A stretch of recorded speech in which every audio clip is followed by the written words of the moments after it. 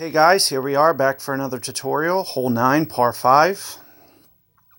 It seems like from the third tee deck, all these par 5s are going to be very, very challenging holes. We did get a tailwind here. There's going to be a couple ways to do this. You can probably try to go up to that last fairway. May have some risk involved. That on the other side of the island there. Could probably definitely get berserker type balls up there for sure. Otherwise, I'm assuming that you're probably just going to be laying up here. And the question becomes is, do you have enough if you lay up on this island here to get to the green in 2? So let's see how this plays out. So it just misses the fairway. So with your opponent in the rough, maybe something to think about to, at least look at a berserker shot. Just see what it looks like over here. Assuming we can get to the other side of this neck. Well, maybe not. Might just be a little bit short of that neck. And it looks like you're going to need quite a bit of curl if you do go about attempting this. And it's going to land very close to the neck in this situation. So I'm looking at kind of 1 per ring, maybe 9 rings. So let's take a look at this. Fairway so far. As I mentioned with that curl, I'm still on the left up here.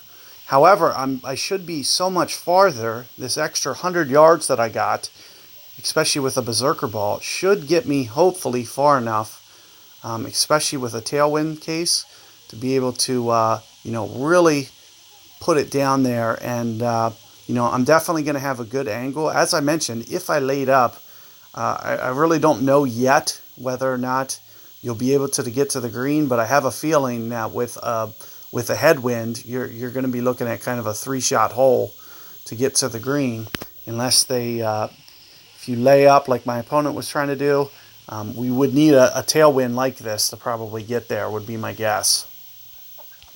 And here you can kind of see with what I'm up against, and we're going to see if I can't just use this slope a little bit.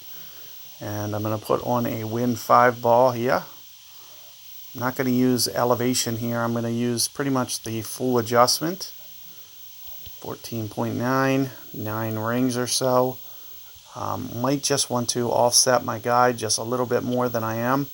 So I'm going to kind of, you see the changes that I made with the spin.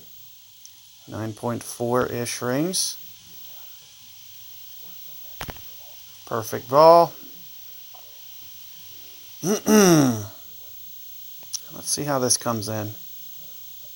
Looks like just a little bit too much on the wind effect, but you can see that I can get it up here very close.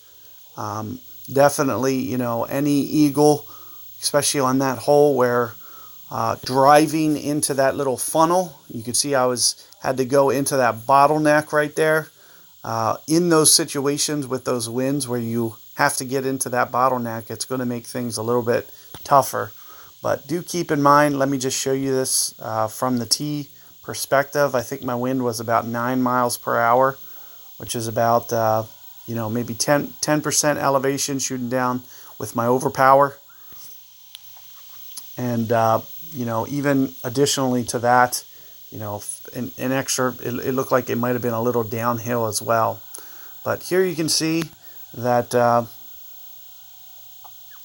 was able to get this hole and get, pick up a win for the berserker ball.